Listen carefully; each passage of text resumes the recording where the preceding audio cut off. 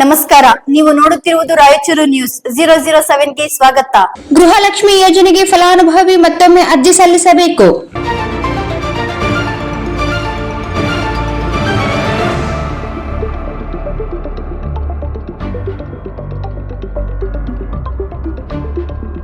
ರಾಜ್ಯ ಸರ್ಕಾರದ ಪಂಚ ಗ್ಯಾರಂಟಿ ಯೋಜನೆಗಳಲ್ಲಿ ಒಂದಾದ ಗೃಹಲಕ್ಷ್ಮಿ ಯೋಜನೆಗೆ ಫಲಾನುಭವಿ ಮನೆಯ ಯಜಮಾನಿ ಮಹಿಳೆ ಮತ್ತೊಮ್ಮೆ ಅರ್ಜಿ ಸಲ್ಲಿಸಬೇಕು ಎಂದು ಮುಖ್ಯಮಂತ್ರಿ ಡಿಕೆ ಶಿವಕುಮಾರ್ ಪ್ರಕಟಿಸಿದ್ದಾರೆ.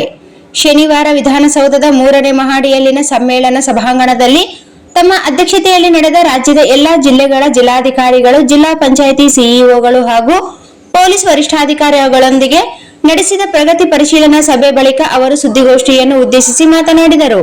ಗೃಹಲಕ್ಷ್ಮಿ ಯೋಜನೆಯ ಫಲಾನುಭವಿಗಳಲ್ಲಿ ಕೆಲವರು ನಿಧನರಾಗಿದ್ದು, ಅವರ ಹೆಸರಿನಲ್ಲಿ ಬೇರೆಯವರು 100 ಕೋಟಿ ರೂಪಾಯಿಗೂ ಹೆಚ್ಚು ಹಣ ಪಡೆದಿರುವುದು ಸರ್ಕಾರದ ಗಮನಕ್ಕೆ ಬಂದಿದೆ.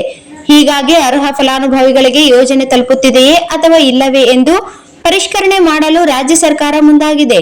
ಹೀಗಾಗಿ ಎಲ್ಲಾ ಫಲಾನುಭವಿಗಳು ಪುನಃ ಅರ್ಜಿ ಸಲ್ಲಿಸಬೇಕಾಗಿದೆ ಎಂದು ಅವರು ಸ್ಪಷ್ಟಪಡಿಸಿದರು. ನಾವು ಈ ಯೋಜನೆಯನ್ನು ಯಾವುದೇ ಕಾರಣಕ್ಕೂ ನಿಲ್ಲಿಸುವುದಿಲ್ಲ. ಯಾರನ್ನು ತೆಗೆದುಹಾಕುವ ಉದ್ದೇಶವೂ ರಾಜ್ಯ ಸರ್ಕಾರಕ್ಕಿಲ್ಲ.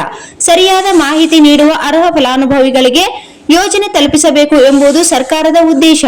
ಹೀಗಾಗಿ ಗೃಹಲಕ್ಷ್ಮಿ ಯೋಜನೆಯ ಎಲ್ಲಾ ಫಲಾನುಭವಿಗಳು ಮತ್ತೆ ಅರ್ಜಿ ಹಾಕಬೇಕಿದೆ ಎಂದು ತಿಳಿಸಿದರು. ಗೃಹ ಜ್ಯೋತಿ ಯೋಜನೆ ಪರಿಶೀಲನೆ ಮಾಡಬೇಕಿದೆ.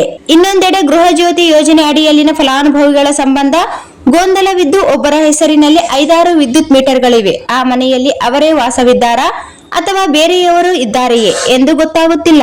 ಈ ಯೋಜನೆ ನಮ್ಮ ರಾಜ್ಯದವರಿಗೆ ಸಿಗುತ್ತಿದೆಯೇ ಅಥವಾ ಬೇರೆ ರಾಜ್ಯದವರಿಗೆ ಸಿಗುತ್ತಿದೆಯೇ ಎಂದು ಪರಿಶೀಲನೆ ಮಾಡಬೇಕಿದೆ ಎಂದು ಅವರು ವಿವರಿಸಿದರು. ಗ್ಯಾರಂಟಿ ಚೀಟಿ ಕೊಡುತ್ತೇವೆ. ಪ್ರಮುಖವಾಗಿ ಗೃಹಲಕ್ಷ್ಮಿ ಯೋಜನೆ ಲಾಭ ಪಡೆಯುತ್ತಿರುವವರು ಮನೆಯ ನಿಜವಾದ ಯಜಮಾನಿಯೇ ಎಂದು ತಿಳಿದುಕೊಳ್ಳಬೇಕಲ್ಲವೇ? ಒಂದು ಮನೆಗೆ ಒಬ್ಬರು ಮನೆ ಯಜಮಾನಿಯರನ್ನು ಆಯ್ಕೆ ಮಾಡಿಕೊಳ್ಳಬೇಕು. ಒಂದೇ ಮನೆಯಲ್ಲಿ 2-3 ಯಜಮಾನಿಯರಿದ್ದರೆ ಅದನ್ನು ಪರಿಶೀಲನೆ ಮಾಡುತ್ತೇವೆ. ಜೊತೆಗೆ ಮುಂದೆ ಗ್ಯಾರಂಟಿ ಯೋಜನೆಗಳ ಫಲಾನುಭವಿಗಳಿಗೆ ನಾವು ಗುರುತಿನ ಚೀಟಿ ನೀಡುತ್ತೇವೆ.